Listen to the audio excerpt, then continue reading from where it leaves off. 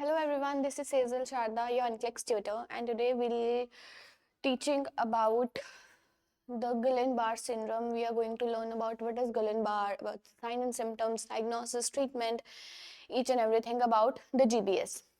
So before starting upon this topic, I have an amazing news that we are going to start a new batch from 15th of January in this vicinity, Udan Nursing Institute. So I want you guys to come over here and visit once. Just take a demo class from us, and then you people decide that you whether you want to stay over here and do your whole NCLEX course from there, otherwise not. But just come here once for a demo class, and yeah, after that, besides from NCLEX, there is also availability of BFUHS exams and RRB, PGI, NORCET. सो अगर थानू किसी भी चीज़ विच कोई भी problem है, कोई भी concern है, अगर किसी ने भी कोई भी किसी भी तरीके का मटीरियल लेना है ना, whether it's MSN, pediatrics, gynecology and psychiatry, okay, या priority delegation ਦੇ जो questions ने जो NCLEX ਵਿੱਚ बहुत ही ज़्यादा आंदे हैं, priority like how do you prioritize your patients or clients based upon their diseases, okay, yeah, how do you delegate your task to other LPN nurses. ठीक है, अगर किसी भी चीज़ का कोई भी डाउट है, you just guys need to come over here. I'll assist you, or some other staff will assist you and help you in acing all of your exams. So you guys should must visit, because from 15th of January 2025 we are going to start a new batch. Okay, so let's start this topic, GBS. So GBS is also a neuro related disorder. It's basically a neurological disorder, okay, and it is based upon three signs, that is inflammation, demyelinization and polyneuritis. Neuronitis, sorry, not neuritis, polyneuritis. So let's start. Okay, let me adjust it. Yeah, great. No, not that great. Yeah, great. So the first thing is Guillain-Barré syndrome. Landry-Guillain-Barré syndrome, post-infectious polyneuropathy, ascending polyneuropathic paralysis. So it has three names. The GBS has three names. The first one, the second one, and the third one. Okay, it has three names. You can either call it Guillain-Barré or post-infectious polyneuropathy, ascending polyneuropathic paralysis, or Landry-Guillain-Barré syndrome. So what is Guillain-Barré syndrome? It's basically a rapid ascending paralysis starting in the legs and eventually reaching the respiratory system, which kills the client within a few hours to a few days. Paralysis from the legs up. So जो Guillain-Barré ਹੁੰਦਾ ना, जो उनके sign and symptoms आंदे हैं, you guys need to keep it in mind कि जो Guillain-Barré दे syndromes, जो Guillain-Barré दे manifestations आंदियां ने, it goes to the ascending track. Okay, like ascending track मतलब कि from not from the head to the toe, but from the toe to the head. Okay, जो Guillain-Barré दे symptoms आएंगे वो आएंगे ascending form which. Okay, like from like जिवें इत्थे लिखिया होया कि पहला legs affect होणगियां, then it reaches to the respiratory system, from the legs, or you can say from the toes, then to the lungs or to the brain.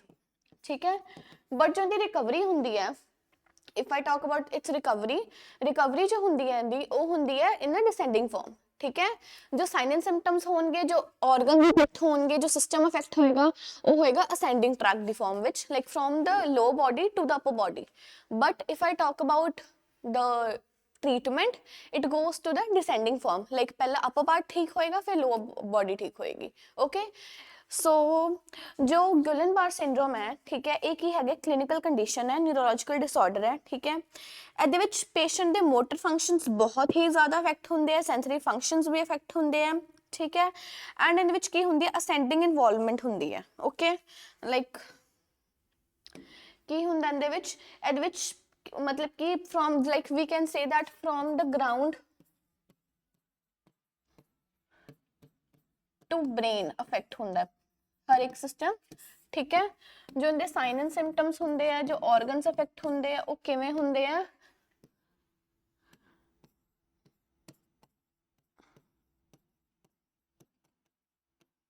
in the ascending form, ठीक है, from the ground to brain, ठीक है। पहला की होएगा कि जिवें ascending involvement होएगी, ठीक है, पहला लेग्स खराब हो सकती है, लेग्स इन्वॉल्व, ठीक है, उस तो बाद डायाफ्रैगम इन्वॉल्व हो सकता है, ओके। सो ए चलता रहूगा, ठीक है, फिर रेस्पिरेटरी पैरालिसिस हो सकता है, रेस्पिरेटरी डेथ हो सकती है। सो जो इनके साइन एंड सिम्टम्स होंगे, जो ऑर्गन्स अफेक्ट होंगे, it always always in a form of ascending form, ठीक है, असेंडिंग इन्वॉल्वमेंट होएगी।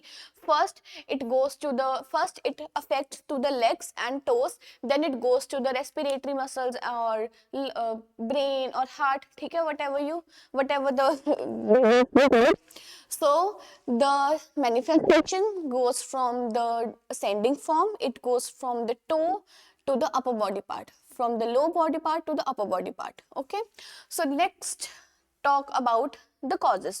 So I have already tell you this thing a million times that all the neurological disorder, the first cause is always idiopathic. We don't know why this thing has been happened, why the brain is not functioning properly, why the myasthenia gravis happened, why the Parkinson happened. We just know that acetylcholine deficiency, dopamine deficiency, but we don't know about why this thing happened.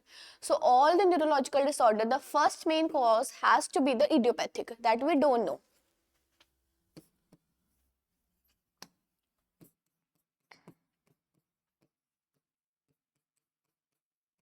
We don't know why the Guillain-Barré happened, we don't know why the Parkinson happened, we don't know why the stroke happened, we don't know, sorry, we know why the stroke happened, but we don't know why the seizures happened, we don't know why the ALS happened. But just we know that the thing has been happened. There are some few triggers, there are a few genetic mapping, there are from the family genes, from the gender based, but we don't know about what is the main reason behind it. So the main reason we don't know, that is idiopathic, triggered by an infection. It could be triggered by an infection, it could be triggered by any kind of toxins, such as we talked about it earlier, yeah, that is pesticides, yeah, and immune system stimulation from a viral infection, trauma, basically all, not all, but most of the neurological disorder that is happened from the virus, that is herpes. From the herpes, okay, from the herpes most of the neurological disorders is done. So trauma, surgery, viral or Campylobacteria jejuni gastroenteritis. So this is basically bacteria. Campylobacter jejuni gastroenteritis is basically bacteria in our small intestine or large intestine, but if it is proliferates in a very large amount of bacteria, then it gets affected into the brain. Okay, so जो campylobacter जेजिनाई bacteria होंदा है, अपने किथे होंदा है, small intestines विच होंदा है and large intestines विच होंदा है, but it present in a very certain amount, okay, and if it get increasing, if it start increasing beyond that certain amount, it gets affected into our neurological system. अगर एक certain amount ਜਿਹੜਾ कुछ certain amount ਹੁੰਦਾ है, उस amount ਤੋਂ ज़्यादा present होना शुरू हो गया, ਤਾਂ ਕੀ ਕਰੂਗਾ, ਇਹ ਨਿਊਰੋਲੋਜੀਕਲ ਸਿਸਟਮ ਨੂੰ ਅਫੈਕਟ ਕਰਨਾ ਸ਼ੁਰੂ ਕਰ ਦੂਗਾ, okay.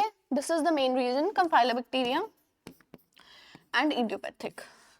The next thing is sign and symptoms. So what are the sign and symptoms? Idiopathic ਆਪਾਂ ਕਿਹੜੇ ਸੌਰੀ causes ਪਹਿਲੇ ਇੱਕ idiopathic ਹੋ ਸਕਦਾ ਹੈ, ठीक है, एक वायरस हो सकता है, herpes वायरस ज़्यादा इफेक्ट करता है, ठीक है, या GI विच कंफाइलोबैक्टीरिया जेजिनाई, ठीक है, एक now I'm going to write some some viruses or some bacteria, ठीक है, तो देख लेना ਉਹਦੇ ਨਾਲ ਹੁੰਦਾ ਹੈ, ਜਿਵੇਂ ਕਿ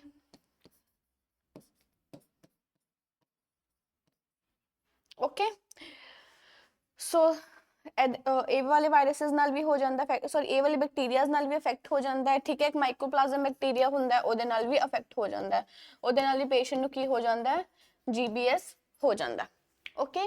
ਕਿਹੜੇ causes ਹੋ ਗਏ, it could be any cause that is we don't know about, anything that is idiopathic, it could be triggered by infection, toxins, viral infection, trauma, surgery, Campylobacteria jejuni, CMV, HBV and mycoplasm, okay.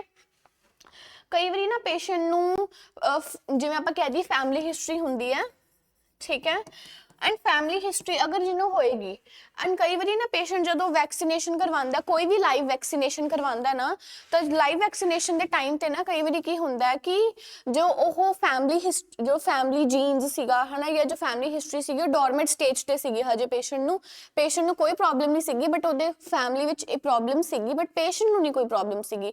So after the vaccination, after from the live vaccination, वो जो problem है, वो जो disease है वो trigger होगी, and उस तो बाद भी कई बार पेशेंट ਨੂੰ प्रॉब्लम आ सकती है। जिवें पेशेंट कहूगा कि यार मैनू तो कोई प्रॉब्लम नहीं सी, जिवें मैनू कोई ना हेड ट्रॉमा होया, ठीक है, मैनू ना किसी चीज़ की इन्फेक्शन हुई, मेरा जीआई सिस्टम भी पूरा सही है, बट मैनू ही क्यों प्रॉब्लम है। So we have to tell the patient कि थोड़े फैमिली में किसी ਨੂੰ होएगी, ठीक है, एंड ਉਹਦੇ ਕਰਕੇ जो अगर ਤੁਸੀਂ वैक्सीनेशन करवाई होएगी तो ਉਹਦੇ ਕਰਕੇ it could B triggered by it. So okay, The next thing is sign and symptoms. So जो इनके sign and symptoms होंगे ना, वो बहुत ही मतलब कि system to system symmetrical होंगे। So the first thing affected is the lower extremity. Okay, lower extremities पहला affect हो गया, to the rest, then after that all the things go to above. सो ਆਪਾਂ बहुत आराम ਨਾਲ पढ़ने के sign and symptoms. The first thing is ascending symmetrical muscular weakness. जो पहली चीज होएगी कि हर एक चीज ना सिमेट्री विच होएगी एंड असेंडिंग फॉर्म च होएगी, फ्रॉम ग्राउंड टू ब्रेन। बस साइन एंड सिम्टम्स च ये याद रखना है कि ग्राउंड तो शुरू होएगी, then it goes to the brain, and हर एक चीज किवें इफेक्ट होएगी सिमेट्रिकल फॉर्म विच। पहले लोअर एक्सट्रीमिटी वीकनेसेस होन गया, ठीक है, बहुत ही ज्यादा वीक हो जाएंगे कि जो डीप टेंडन रिफ्लेक्सेस होंगे वो एब्सेंट हो जाएंगे। Okay, deep tendon reflexes absent मतलब कि पेशेंट कोई भी मूवमेंट हो नहीं कर पा रहा, रिफ्लेक्सेस प्रॉपर वे नाल की हो गए, जीरो हो गए। ओके, न्यूरोमस्कुलर रेस्पिरेटरी फेलियर, अगर आप न्यूरोमस्कुलर रेस्पिरेटरी फेलियर की बात करिए तो पेशेंट का रेस्पिरेटरी फेलियर हो जाएगा। अर्ली साइंस में क्या होगा, inability to cough, inability to lift the head और eyebrows, shallow respiration, dyspnoea and hypoxia. So ये चीज याद रखनी है इनके के अकॉर्डिंग, दिस होल थिंग कि पेशेंट ऊपर वाले सिम्टम्स तो चलो आएंगे कि पेशेंट दिया जो लोअर एक्सट्रीमिटीज होंगे वो वीक हो जाएंगी या डीप टेंडन रिफ्लेक्सेस एब्सेंट हो जाएंगे, बट जो पेशेंट का रेस्पिरेटरी फेलियर आएगा ना उनके अर्ली साइंस के आएंगे कि पेशेंट को कफ नहीं होएगा, ठीक है, patient wants to cough but patient कर नहीं पाऊगा, और पेशेंट दी इनएबिलिटी होएगी कि अपनी जो आईब्रोज ने उन्होंने रेस कर ले, like I am doing but patient can't. Inability to lift the head or the eyebrows and shallow respiration, dyspnea and hypoxia. Shallow respiration क्यों करूँगा, क्योंकि पेशेंट दे अर्ली साइंस ने रेस्पिरेटरी फेलियर दे पेशेंट प्रॉपर वे नाल breathe नहीं कर पाऊगा, so in order to meet the oxygen demands patient shallow breathing करूँगा, ठीक है, ऑक्सीजन दी पेशेंट दी बॉडी विच कमी हो जाएगा, and dyspnoea difficulty in breathing होएगी पेशेंट नु, ठीक है। अर्ली साइंस की होंगे, रेस्पिरेटरी फेलियर दे inability to cough, inability to raise the eyebrows, inability to raise the headache. Eyebrows क्यों नहीं रेस कर पाऊगा, क्योंकि पेशेंट का जोर लगना है ना, जोर लगना है, पेशेंट जोर नहीं लगा पाऊगा, ठीक है। आईब्रो रेस करने वास्ते भी अपन लगता है कि इट्स जस्ट आईब्रो ही रेस करनी है, कितना का जोर लगूगा, बट नहीं, अपना ब्रेन का काफी जोर लगता है, अपने मसल्स का काफी जोर लगता है, नॉट द ब्रेन बट जो अपने मसल्स होंगे ना तो काफी जोर लगता है आईब्रोज रेस करने विच, ठीक है। उस तो बाद केड़े-केड़े होर सिम्पटम्स होंगे इहदे विच, पैरास्थीजिया होएगा, वेट या सो की होएगा, पैरास्थीजिया होएगा, ठीक है। पैरास्थीजिया की हुंदा है numbness and tingling, okay. Paraesthesia दा की मतलब हुंदा है numbness and tingling, okay. Paraesthesia patient नु हो सकता है, okay, with paralysis usually following in the extremities, ठीक है। पहला पैरास्थीजिया होएगा, नंबनेस एंड टिंगलिंग होएगी, ठीक है। उन्हें मतलब लगेगा कि जो उनकी लत्तां ने ਉਹ ਕੀ ਹੈਗੀਆਂ ਨੇ ਉਹ ਸੁੰਨ ਹੋ ਗਿਆ ਹੋਈਆਂ ਨੇ, ठीक है। लाइक ਜਦੋਂ ਆਪਾਂ एक ही पोजीशन बहुत ज्यादा देर तक बैठने अपने भी एक्सट्रीमिटीज अपना भी पैर है ना सुन्न हो जाता है, बट आफ्टर दैट वो सही हो जाता है, ठीक है, ਜਦੋਂ ਆਪਾਂ ਤੁਰਨਾ स्टार्ट कर ਲੈਂਦੇ ਆ। बट ਇਹਦੇ ਵਿੱਚ ਕੀ ਹੋਏਗਾ, पेशेंट ਨੂੰ ਕੰਟੀਨਿਊਸਲੀ ਫੀਲ ਹੋਏਗਾ ਕਿ उनके जो एक्सट्रीमिटीज ने, उनके जो पैर ने, उनकी जो ਲੱਤਾਂ ਨੇ ਉਹ ਕੀ ਹੋ ਗਿਆ, ਸੁੰਨ ਹੋ ਗਿਆ। ਉਸ ਤੋਂ ਬਾਅਦ ਥੋੜੀ ਉਸ ਤੋਂ ਬਾਅਦ ਉਹਨੂੰ ਫੀਲ ਹੋਣਾ ਸ਼ੁਰੂ ਹੋ ਜਾਏਗਾ ਕਿ ਇਹਨਾਂ ਵਿੱਚ ਕੋਈ ਸੈਂਸੇਸ਼ਨ ਹੀ ਨਹੀਂ ਹੈਗੀ, ठीक है।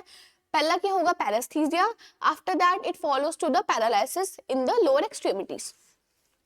Hypotonia and areflexia are common manifestations. Hypotonia means reduced muscle tone and areflexia means a lack of reflexes. मैं पहले पीछे दस्या सीगा कि loss of deep tendon reflexes कि पेशेंट ਦੀਆਂ जो deep tendon reflexes ਨੇ ਉਹ ਕੀ ਹੋ ਜਾਣਗੇ loss ਹੋ ਜਾਣਗੇ पेशेंट ਦਾ जो extremities ਦਾ tone ਹੈਗਾ ਉਹ ਕੀ ਹੋ ਜਾਊਗਾ ਖਰਾਬ ਹੋ ਜਾਊਗਾ Autonomic nervous system dysfunction results with manifestation of orthostatic hypotension, hypertension and abnormal vagal response, bradycardia, heart block, asystole. Other autonomic dysfunctions include bowel and bladder dysfunction, facial flushing and diaphoresis.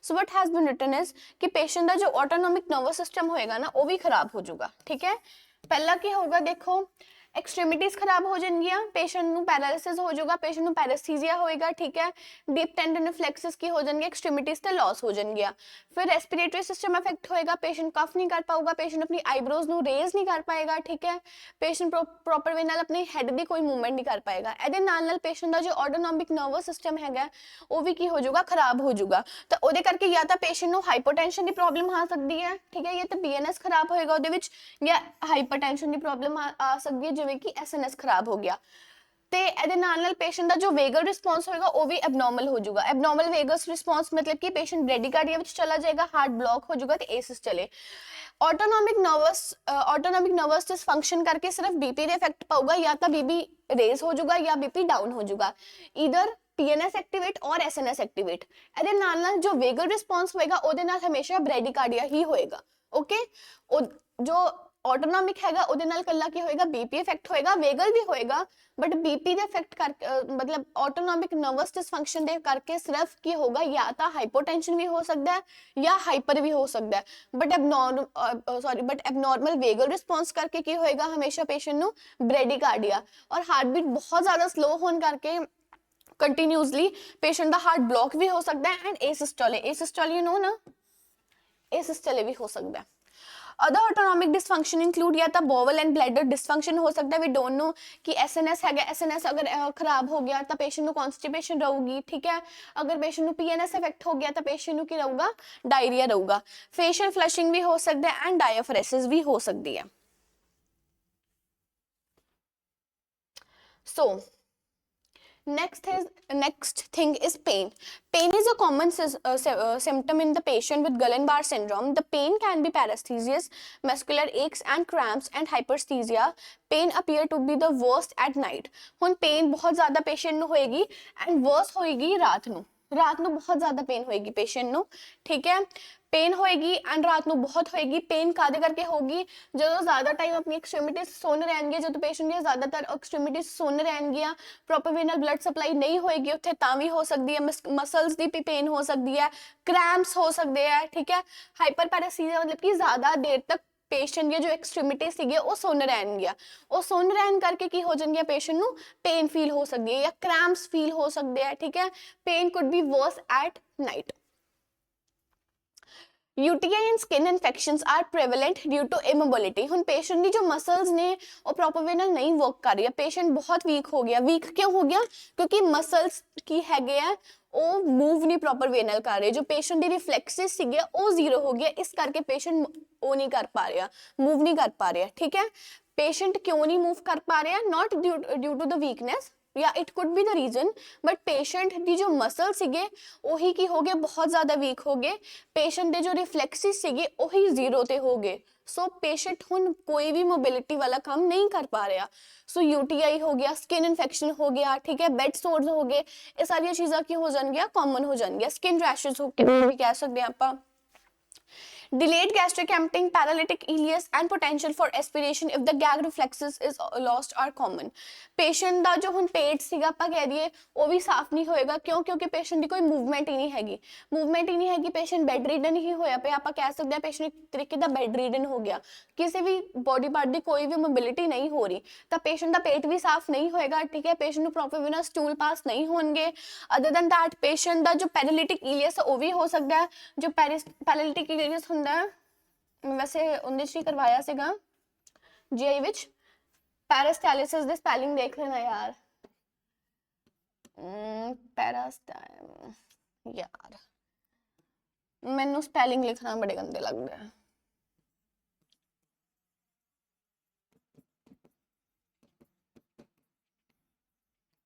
पैरास्टाइलिसिस ਦੇ spelling देख लेना तो किसी ने नहीं कहने ma'am ने गलत लिखे. I have the knowledge but I don't know how to write. But NCLEX doesn't include that ना, so that's why. Parastylisis, loss of parastylisis. ठीक है. Paralytic ileus ਹੁੰਦਾ loss of parastylitic movement. ठीक है कि bowel movements नहीं ਹੁੰਦੀ ਹੈ, parastylisis loss ਹੋ ਜਾਂਦਾ ਹੈ. पैरास्टाइलिसिस लॉस क्यों होएगा? क्योंकि पेशेंट की कोई मोबिलिटी नहीं हैगी, पेशेंट मूव ही नहीं कर रहा, कोई फिजिकल एक्टिविटी नहीं हैगी. सो पेट नहीं साफ होएगा, पेट नहीं साफ होएगा तो सारा फूड उत्थे ही खड़ा हैगा, स्टमक ते खड़ा, स्मॉल इंटेस्टाइन ते खड़ा. ठीक है. बॉवल मूवमेंट्स नहीं होंगे, बॉवल मूवमेंट्स होने करके पेशेंट को कॉन्स्टिपेशन भी हो सकती है. ठीक है. फिर aspiration. Aspiration is our number 1 matter of concern. ठीक है. एस्पिरेशन हो सकता है पेशेंट नु अगर गैग रिफ्लेक्स की हो गया, लॉस्ट हो गया. So I'm going to review all the signs and symptoms. The first thing is it happens in a very symmetrical form and it goes into from the ground to the brain level. It go the जो in the function होएगा, जो main and the classic symptom होएगा कि ascending form च ਹੁੰਦਾ है. ठीक है. पहले लोअर एक्सट्रीमिटीज दी वीकनेस होएगी, ਉਹਨਾਂ ਤੇ ਕੀ ਹੋਗਾ, ਪੈਰਾस्थीसिया ਹੋएगा, ਉਹਨਾਂ ਤੇ ਕੀ ਹੋएगा, ਪੈਰਾਲਿਸਿਸ ਹੋएगा, डीप टेंडर रिफ्लेक्सेस प्रॉपर वेनल लॉस्ट हो जाएंगे. ठीक है. आफ्टर दैट पेशेंट ਦਾ ਜੋ ਲੰਗਸ ਹੈਗੇ ਉਹ ਖਰਾਬ ਹੋਣਗੇ, पेशेंट अपनी कफ नहीं कर पाऊगा, पेशेंट अपनी आईब्रोज नहीं रेस कर पाऊगा, पेशेंट अपना हेड नहीं रेस कर पाऊगा. ठीक है. ਇਹਦੇ ਨਾਲ पेशेंट ਦਾ ਜੋ ऑटोनॉमिक नर्वस सिस्टम ਸੀਗਾ ਉਹ ਵੀ ਪੂਰਾ ਖਰਾਬ ਹੋ ਸਕਦਾ ਹੈ. ਠੀਕ ਹੈ. ਉਹਦੇ ਨਾਲ पेशेंट ਨੂੰ ਈਦਰ बीपी इंक्रीज की प्रॉब्लम आऊगी या बीपी डिक्रीज की प्रॉब्लम आऊगी, ब्रेडिकार्डिया हो सकता है. ओके. सो ਇਹਦੇ ਨਾਲ पेशेंट ਦੇ जो मसल्स ने वो ਇੰਨੇ ਜ਼ਿਆਦਾ ਵੀਕ ਹੋ ਗਏ ਕਿ पेशेंट ਹੁਣ ਕੀ ਹੈਗਾ, ਬੈਡ ਰੀਡਨ ਹੈ, ਕਾइंड ऑफ ਬੈਡ ਰੀਡਨ ਹੋਣ ਕਰਕੇ पेशेंट ਨੂੰ ਸਕਿਨ ਇਨਫੈਕਸ਼ਨ ਹੋ ਸਕਦੀ ਹੈ, यूटीआई हो सकता है, बेड सोर्स हो सकते हैं, प्रेशर अल्सर्स एंड पेशेंट ਦਾ ਜੋ ਪੈਰਾਲਿਟਿਕ ਇਲੀਅਸ ਹੈਗਾ, ਡਿਲੇਡ ਗੈਸਟ੍ਰਿਕ ਐਮਪਟਿੰਗ ਹੈ, ਉਹ ਵੀ ਹੋ ਸਕਦੀ ਹੈ. ਪੇਸ਼ੈਂਟ ਐਸਪੀਰੇਟ ਕਰ ਸਕਦਾ ਹੈ ਹਰ ਇੱਕ ਚੀਜ਼ ਨੂੰ. So I am going to write each and every symptom based upon their system, ਜਿਵੇਂ ਆਪਾਂ ਅੱਗੇ ਕਰਦੇ ਹਾਂ. ਸੋ ਅਗਰ ਆਪਾਂ ਪਹਿਲੀ ਗੱਲ ਕਰੀਏ ਤਾਂ ਪਹਿਲੀ ਗੱਲ ਕੀ ਹੋਏਗੀ, ਪੇਸ਼ੈਂਟ ਨੂੰ ਮੈਂ ਸਿਰਫ ਇਹ ਸਭ ਕੁਝ ਲਿਖਣ ਲੱਗੀ ਹਾਂ ਤੁਹਾਨੂੰ ਯਾਦ ਕਰਵਾਉਣ ਵਾਸਤੇ ਕਿ ਤੁਸੀਂ ਮੈਮੋਰਾਈਜ਼ ਕਰ ਪਾਓ ਪ੍ਰੋਪਰ ਵੇ ਨਾਲ. ਓਕੇ. ਸੋ ਪਹਿਲੀ ਚੀਜ਼ ਕੀ ਆਊਗੀ ਕਿ ਜੋ ਪੇਸ਼ੈਂਟ ਦੇ ਸਿੰਪਟਮਸ ਹੋਣਗੇ ਨਾ ਉਹ ਕੀ ਹੋਣਗੇ, sudden symptoms.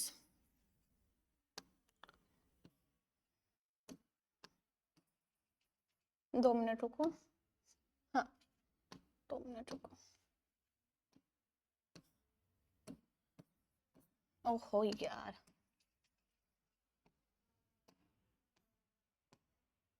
हाँ ਹੁਣ ਆਪਾਂ ਕਰਨੇ ਆ ਸਾਈਨ ਐਂਡ ਸਿੰਪਟਮਸ. ਠੀਕ ਹੈ. ਸੋ ਪਹਿਲੇ ਸਾਈਨ ਐਂਡ ਸਿੰਪਟਮ ਵਿੱਚ ਕੀ ਆਊਗਾ ਕਿ ਪੇਸ਼ੈਂਟ ਦੇ ਜੋ ਸਿੰਪਟਮਸ ਹੋਣਗੇ ਉਹ ਕੀ ਹੋਣਗੇ, ਸਡਨ ਹੋਣਗੇ. ਠੀਕ ਹੈ. ਪੇਸ਼ੈਂਟ ਨੂੰ ਸਿੰਪਟਮਸ ਕੀ ਆਣਗੇ, ਸਡਨ ਆਣਗੇ. ਓਕੇ. ਤੇ ਉਸ ਤੋਂ ਬਾਅਦ ਕੀ ਆਏਗਾ ਕਿ ਜਿਵੇਂ ਆਪਾਂ ਗੱਲ ਕਰੀਏ ਯਾਦ ਰੱਖਣ ਵਾਸਤੇ ਕਿ ਫਰਮ ਗਰਾਊਂਡ ਟੂ ਬ੍ਰੇਨ ਆਣਗੇ. ਠੀਕ ਹੈ. ਉਸ ਤੋਂ ਬਾਅਦ ਪੇਸ਼ੈਂਟ ਨੂੰ ਜੋ ਮੋਟਰ ਫੰਕਸ਼ਨਸ ਤੇ ਸੈਂਸਰੀ ਨਰਵਸ ਸਿਸਟਮ ਸਾਰਾ ਅਫੈਕਟ ਹੋਏਗਾ. Motor system get affected. Patient motor ਵਿੱਚ ਕੀ ਹੋਊਗਾ, ਪੇਸ਼ੈਂਟ ਨੂੰ ਪੈਰਾਲਿਸਿਸ ਐਂਡ पैरास्थीसिया. ठीक है. Not the paraesthesia, sorry, paralysis. ठीक है. Sensory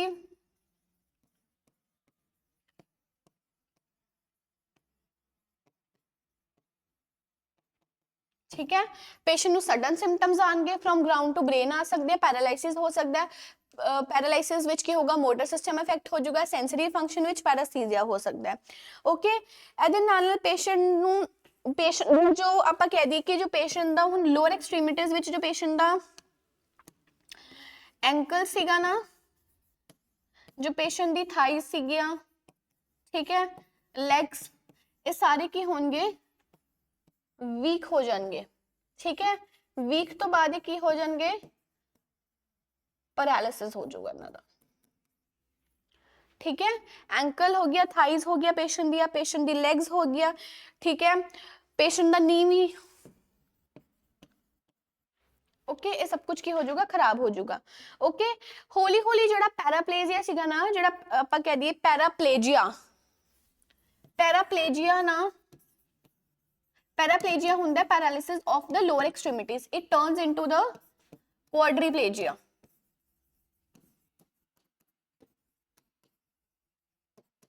The paraplegia turns into the quadriplegia. Okay. Paraplegia turns into quadriplegia means कि पहला लोअर एक्सट्रीमिटीज अफेक्ट होणगियां ते हौली हौली हौली हौली पूरीਆਂ ਦੀਆਂ पूरीਆਂ अपर एक्सट्रीमिटीज भी अफेक्ट होणगियां शुरू हो जाणगियां। ओके,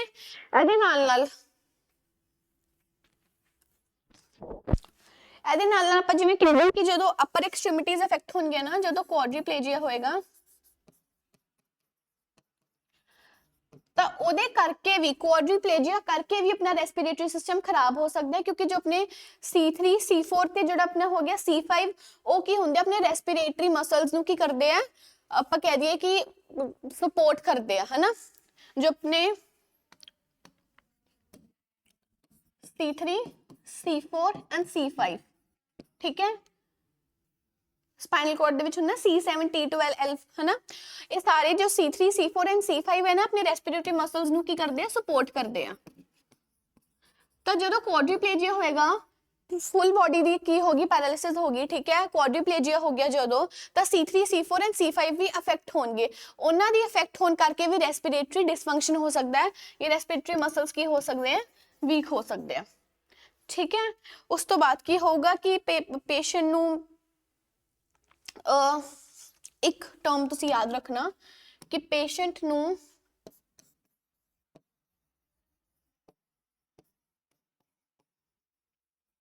बल्बरल पालसी भी हो सकती है। So what is the bulbar palsy, इनदे विच की हुंदा, जो क्रेनियल नर्व्स हुंदी अपनियां 9 10 11 ते 12 की हुंदियां ने, अफेक्ट हो जांदियां ने, ठीक है। नॉट सॉरी 11 नहीं 12, ठीक है।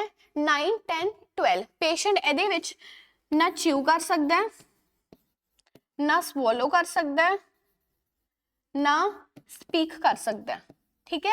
स्पीक की जगह थे आर्टिकुलेट भी आया होएगा, अगर क्वेश्चन विच आर्टिकुलेट भी आया वो भी तुसी ध्यान रखना है, ठीक है। बल्बर पालसी की हुंदी है कि जदों patient the 9th cranial nerve, the 10th one and the 12th one की हो जावे, खराब हो जावे। इहदे विच ना पेशेंट च्यू कर सकदा है, ना पेशेंट स्वॉलो कर सकदा है, एंड ना पेशेंट प्रॉपर वे नाल स्पीक कर सकदा है, ठीक है। ब्रेन दी इन्वॉल्वमेंट हुंदियां ने। ओके, उस तो बाद की हो जाऊगा, पेशेंट दा जो ऑटोनॉमिक इनसफिशिएंसी सी, ओ मैं तुहानूं दस दित्ती सीगी,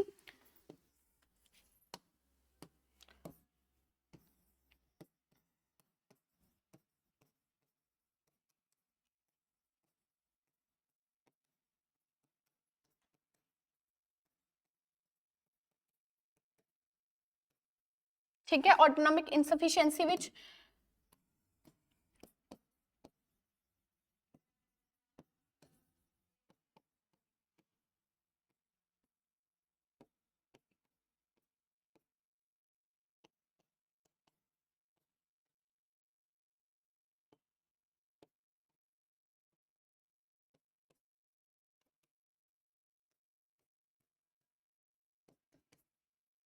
ठीक है, ऑटोनॉमिक इनसफिशिएंसी हो सकती है, ऑटोनॉमिक डिसफंक्शन भी कह सकते हैं तुसी उन्होंने। वेगल रिस्पॉन्स इफेक्ट हो जाएगा, वेगल रिस्पॉन्स से इफेक्ट होने करके पेशेंट की हो जाएगा या तो ब्रेडिकार्डिया विच चला जाऊगा या कि चला जाऊगा पेशेंट डायफोरेसिस विच, ठीक है। ਇਹਦੇ ਨਾਲ CNS इफेक्ट हो सकता है या PNS भी हो सकता है। PNS इफेक्ट होने करके पेशेंट का जो BP सीगा वो की हो जाऊगा डिक्रीज। SNS इफेक्ट होने करके पेशेंट का जो BP सीगा वो की हो सकता है इंक्रीज, या तो पेशेंट इधर patient can go into the hypertension और the patient can go into the hypotension, ठीक है। या तो हाइपरटेंशन विच चला जाऊगा या हाइपोटेंशन विच चला जाऊगा, ठीक है।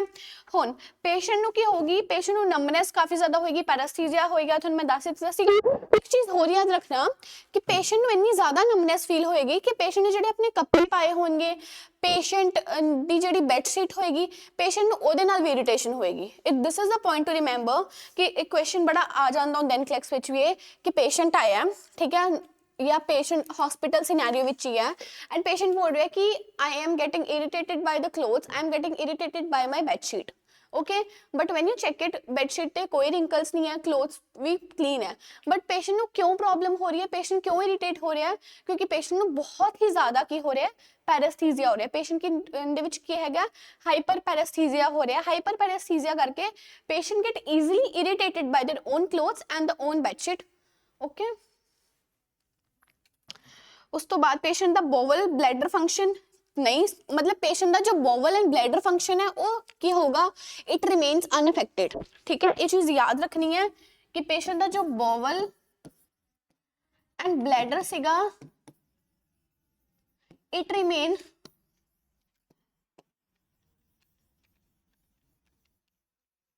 अनअफेक्टेड। ठीक है, एक ही रहूगा, ए अनअफेक्टेड ही रहूगा। ठीक है, but you can say that कि पेशेंट ਨੂੰ ਬਸ ਕੀ ਹੋ ਸਕਦਾ ਹੈ, यूटीआई हो सकता है, it could be the reason कि पेशेंट ਨੂੰ यूटीआई हो सकता है, पेशेंट ਨੂੰ ਪ੍ਰੈਸ਼ਰ ਅਲਸਰਸ ਹੋ ਸਕਦੇ ਆ, ਬਟ ਬੋਵਲ ਐਂਡ ਬਲੈਡਰ ਸਿਸਟਮ ਪੂਰਾ पेशेंट ਨੂੰ ਕੀ ਰਹੂਗਾ, ਸਹੀ ਰਹੂਗਾ। ਠੀਕ ਹੈ, ਇਸ ਕਰਕੇ ਆਪਾਂ ਪ੍ਰੋਪਰ ਵੇ ਨਾਲ ਨਾ ਬੋਵਲ ਐਂਡ ਬਲੈਡਰ ਸਿਸਟਮ ਦੇ ਇੰਟੈਕਟ ਰਹਿਣ ਕਰਕੇ ਹੀ पेशेंट ਨੂੰ ਆਪਾਂ ਦੇਖਣਾ ਹੈ ਕਿ यूटीआई ਕੀ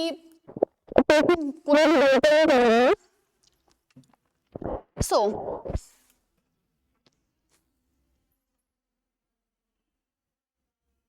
ये आप सारे कर ले। हुण आप पढ़ना डायग्नोस्टिक कि आप पेशेंट का डायग्नोस्टिक पेशेंट ठीक है। हुण पहला आप की करवाना है elevated protein level in CSF after 7 to 10 days। ठीक है, पेशेंट का जो जो आप पेशेंट का करवावांगे ना लंबर पंचर करवावांगे, लंबर पंचर विच क्या होगा कि पेशेंट का जो CSF हैगा ना ਉਹਦੇ ਵਿੱਚ जो प्रोटीन लेवल हैगा वो रेज हो गया 7 ਤੋਂ 10 ਦਿਨਾਂ ਦੇ अंदर अंदर। ठीक है, पेशेंट टेस्ट करवा सकते हैं। ठीक है, PFT भी करवा सकते हैं, pulmonary function test to analyse about respiratory function. ठीक है, पेशेंट आप एनालाइज करवा सकते हैं पल्मोनरी फंक्शन। ठीक है, इस तो बाद पेशेंट दी आप MRI करवा सकते हैं। MRI विच आपां नूं डीमाइलिनाइजेशन दिखेगी कि जो माइलिन शीथ ने वो की हो जाएंगे, खराब होंगे, अपन नूं ये दिखणगियां, डीमाइलिनाइजेशन दिखेगी। ठीक है, इस तो बाद एक होर टेस्ट हुंदा है nerve conduction velocity test, that is the confirmatory test. वो अगे आई टेस्ट मैं लिखिया होगा बट मैं इत्थे करा देनी हां। नर्व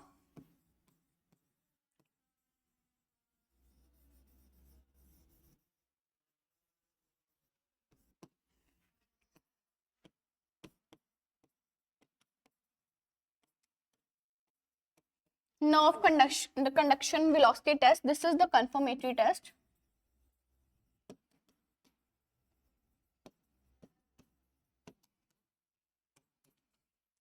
जो नर्व कंडक्शन वेलोसिटी टेस्ट है कंफर्मेटरी टेस्ट है। ठीक है, ये आप टेस्ट करवा सकते हैं। ओके, नाल नाल आप प्रोटीन लेवल एवेल्यूएट करना है, CSF का PFT करवा सकते हैं, MRI करवा सकते हैं।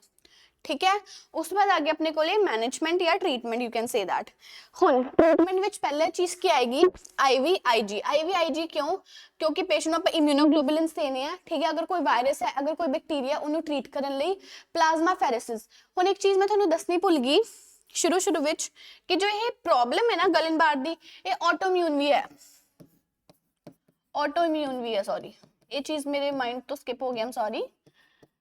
बट जो गलन-बार सिंड्रोम का कॉज है ना, it could be the autoimmune also, वो ऑटोइम्यून भी हो सकता है। ठीक है, ऑटोइम्यून करके भी पेशेंट आपां की करवानी है प्रोटीन कि जिन्नियां भी आपां कह दिए एंटीबॉडीज ने ना, वो सारी आपां रिमूव करवानियां ने, जो कि कर रही ने, जो न्यूरोन्स नूं डिस्ट्रॉय कर रही ने इन द फर्स्ट 2 वीक्स। ठीक है, 3 हफ्ते जो डिजीज शुरू हुई है उस तो 2 या 3 हफ्ते तक ही पेशेंट प्लाज्माफेरेसिस करवा सकता है, उस तो बाद प्लाज्माफेरेसिस का कोई असर नहीं होएगा, ना उस तो IVIG देने का कोई असर होएगा। ठीक है, IVIG देनिया ने, प्लाज्माफेरेसिस करवानी है, इसका पहला थानू की करवाना होएगा, पहले 2-3 हफ्ते ही करवाना पड़ेगा। ठीक है, उस तो बाद वैसे तो वधिया ट्रीटमेंट ही ने दो, IVIG एंड प्लाज्माफेरेसिस। ठीक है, यही करवाओ, यही बहुत वधिया हो जाएंगे पेशेंट लिए। इस तो बाद पेशेंट को आप सपोर्टिव थेरेपी दे सकते हैं। ठीक है, पेशेंट को आप एयरवे वगैरह चेक कर सकते हैं। ठीक है, suction, bed side ET tube रख सकते हैं। ठीक है, एंडोटेकियल ट्यूब वगैरह पेशेंट दे रख सकते हैं। ओके, ते पेशेंट नूं आपां फिजियोथेरेपी वगैरह भी दे सकते हैं, वेंटिलेटर ते पा सकते हैं। ओके,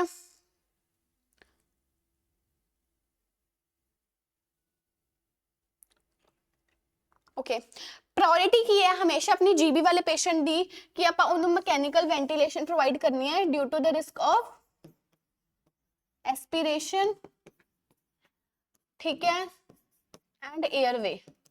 इस करके एस्पिरेशन ਲਈ ਆਪਾਂ ਸਕਸ਼ਨ ਰੱਖਣਾ ਹੈ, 에ਅਰਵੇ ਨੂੰ ਮੇਨਟੇਨ ਕਰਨ ਲਈ, 에ਅਰਵੇ ਦੀ ਪੋਟੈਂਸੀ ਨੂੰ ਮੇਨਟੇਨ ਕਰਨ ਲਈ ਮਕੈਨੀਕਲ ਵੈਂਟੀਲੇਟਰ ਹੋਣਾ ਚਾਹੀਦਾ, ਠੀਕ ਹੈ। ਇਹਦੇ ਨਾਲ ਪੇਸ਼ੈਂਟ ਦਾ ਆਪਾਂ ਵਾਈਟਲ ਸਾਈਨਸ ਵਗੈਰਾ ਚੈੱਕ ਕਰ ਸਕਦੇ ਹਾਂ, ਠੀਕ ਹੈ। 에ਅਰਵੇ, ਇੰਟੂਬੇਸ਼ਨ, ਵੈਂਟੀਲੇਟਰ, ਕਾਰਡਿਕ ਸਪੋਰਟ ਅਗਰ ਚਾਹੀਦੀ ਹੈ ਉਹ ਦੇ ਸਕਦੇ ਹਾਂ, ਠੀਕ ਹੈ।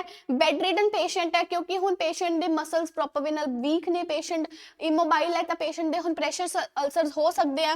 ਸੋ ਪੇਸ਼ੈਂਟ ਨੂੰ ਆਪਾਂ ਐਵਰੀ 2 ਆਪਾਂ ਕਹਿੰਦੇ ਐਵਰੀ 2 ਆਰ ਪੇਸ਼ੈਂਟ ਦੀ ਪੋਜੀਸ਼ਨ ਚੇਂਜ ਕਰਨੀ ਹੈ, ਠੀਕ ਹੈ। ਤਾਂ ਪੇਸ਼ੈਂਟ ਨੂੰ ਸਕਿਨ ਰੈਸ਼ਸ ਹੋ ਸਕਦੇ, ਪੇਸ਼ੈਂਟ ਨੂੰ ਯੂਟੀਆਈ ਹੋ ਸਕਦਾ, ਤੇ ਯੂਟੀਆਈ ਨੂੰ ਪ੍ਰੀਵੈਂਟ ਕਰਨ ਲਈ ਪੇਸ਼ੈਂਟ ਨੂੰ ਜ਼ਿਆਦਾ ਤੋਂ ਜ਼ਿਆਦਾ ਆਪਾਂ ਫਲੂਇਡ ਦੇ ਸਕਦੇ ਹਾਂ। ਯੂਟੀਆਈ ਨੂੰ ਹੋਰ ਪ੍ਰੀਵੈਂਟ ਕਰਨ ਲਈ ਪੇਸ਼ੈਂਟ ਦੀ ਆਪਾਂ ਹਾਈਜੀਨ ਮੇਨਟੇਨ ਕਰਨੀ ਹੈ, ਠੀਕ ਹੈ। ਬੀਇੰਗ ਅ ਨਰਸ ਪੇਸ਼ੈਂਟ ਨੂੰ ਜ਼ਿਆਦਾ ਥਿਨ ਫਲੂਇਡਸ ਨਹੀਂ ਦੇਣੇ, थिक फ्लूइड देने या प्योरीड डाइट देनी है, ठीक है। Add thickening agent to the thin fluids so it get become thick और it get become pureed, okay. Other than that patient ਨੂੰ ਆਪਾਂ इंडिपेंडेंट की करवाना, पेशेंट ਨੂੰ इंडिपेंडेंस पेशेंट ਵਿੱਚ इनकरेज करनी है। हमेशा जो गलन बार ਵਿੱਚ सिम्टम्स होंगे ਉਹ होंगे असेंडिंग, ठीक है, from ground to brain. But जो पेशेंट ਦਾ ਆਪਾਂ ਕਹਿ ਦਈਏ ट्रीटमेंट है या पेशेंट ਦੀ ਆਪਾਂ ਕਹਿ ਦਈਏ रिकवरी है, not the treatment but the recovery, it goes from the brain to the ground, ठीक है, descending forms, ओके। पेशेंट ਦੇ साइन एंड सिम्टम्स आएंगे असेंडिंग फॉर्म च, पहला इफेक्ट होंगे वाले एक्सट्रीमिटीज होंगे, देन ब्रेन होएगा, जो रिकवरी होएगी पहला ब्रेन वाले पासे, पहले अपर पार्ट सारा रिकवर हो जाएगा, पहले अपर एक्सट्रीमिटीज रिकवर हो जाएंगे, then it goes to the lower extremities, okay. Recovery एवं होएगी। So this was all about the GBS, ठीक है। जीबीएस ਦੇ ਆਪਾਂ ਸਾਰੇ साइन एंड सिम्टम्स पढ़ ले, पढ़ ले, ਤਾਂ वैसे सब ਇੱਕੋ ਹੀ है, दैट इज इडियोपैथिक कॉज, ठीक है। कॉजेस पढ़ लिया, ट्रीटमेंट पढ़ लिया, डायग्नोसिस पढ़ लिया, ओके, हर एक चीज पढ़ ली and most of the topics ਆਪਾਂ न्यूरोलॉजी ਦੇ कवर कर लिया, सिर्फ 2-3 ही रह गए हैं। ਤੇ ਹੁਣ ਨੈਕਸਟ ਕਲਾਸ ਮੇ ਬੀ ਮੈਂ ਕੁਐਸਚਨ ਆਨਸਰਸ ਦੀ ਵੀ ਲੈ ਸਕਦੀ ਹਾਂ ਟੈਸਟ ਵਾਲੀ, ਜਾਂ ਮੈਂ ਕੋਈ ਟੌਪਿਕ ਵੀ ਕਰਾ ਸਕਦੀ ਹਾਂ, it totally depends upon me. So please, I just request you, if you want to get a good result, not just in NCLEX, in NORCET, in BFUHS, in any of the exam, nurse, if you want to become a very successful nursing officer, you guys should must visit over here in Udan Nursing Institute. The faculty members are so great, they can provide you with a good supportive members, and they are going to provide, and they are going to give you a very well full-fledged great content that required helping you in your exam, as well as ਜੋ ਜਿੰਨੇ ਵੀ ਹਰ ਇੱਕ topic ਨੇ ਤੁਹਾਨੂੰ proper way ਨਾਲ ਸਮਝ ਆਣਗੇ, ਠੀਕ ਹੈ। ਇਦਾਂ ਨਹੀਂ ਹੈ ਕਿ ਨਹੀਂ ਸਮਝ ਆਣਗੇ ਜਾਂ ਤੁਹਾਨੂੰ ਸਮਝਾਇਆ ਨਹੀਂ ਜਾਏਗਾ ਦੁਬਾਰਾ ਤੋਂ। ਸੋ ਪਲੀਜ਼ ਤੁਸੀਂ ਇੱਥੇ ਆਓ, ਠੀਕ ਹੈ। ਵੈਸੇ ਵੀ ਆਲਰੇਡੀ ਬਹੁਤ ਵਧੀਆ ਰਿਜ਼ਲਟ ਦਿੱਤਾ ਹੈ ਇਸ ਇੰਸਟੀਟਿਊਟ ਨੇ, ਬਾਬਾ ਫਰੀਦ ਵਾਲੇ ਕਾਲਜ ਵਿੱਚ। ਬਾਬਾ ਫਰੀਦ ਦਾ ਜੋ ਪੇਪਰ ਆਇਆ ਸੀਗਾ, ਬਹੁਤ ਵਧੀਆ ਸਾਰੇ ਸਟੂਡੈਂਟਸ ਦੀ ਸਿਲੈਕਸ਼ਨ ਹੋਈ ਹੈ ਜੋ ਇੱਥੋਂ ਪਾਸ ਹੋ ਕੇ ਗਏ ਆ। ਸੋ ਤੁਹਾਨੂੰ ਦੁਬਾਰਾ ਤੋਂ ਇੱਥੇ ਆਉਣਾ ਚਾਹੀਦਾ ਹੈ, ਠੀਕ ਹੈ। ਅਗਰ ਉਹਨਾਂ ਹੀ ਬੱਚਿਆਂ ਨੇ ਕਿਸੇ ਹੋਰ ਪੇਪਰ ਦੀ ਤਿਆਰੀ ਕਰਨੀ ਹੈ, ਜਿਵੇਂ ਕਿ ਨੌਰਸੈਟ ਵਗੈਰਾ, ਜਾਂ ਨਵੇਂ ਬੱਚੇ ਆਣ ਅਗਰ ਕਿਸੇ ਨੇ NCLEX ਦੀ ਤਿਆਰੀ ਕਰਨੀ ਹੈ ਜਾਂ ਨੌਰਸੈਟ ਦੀ ਤਿਆਰੀ ਕਰਨੀ ਹੈ, ਠੀਕ ਹੈ। Thank you so much. Till then अपना एग्जाम करो, पढ़ाई करो, ठीक है, इंजॉय करो एंड ज़्यादा स्ट्रेस नहीं लेना।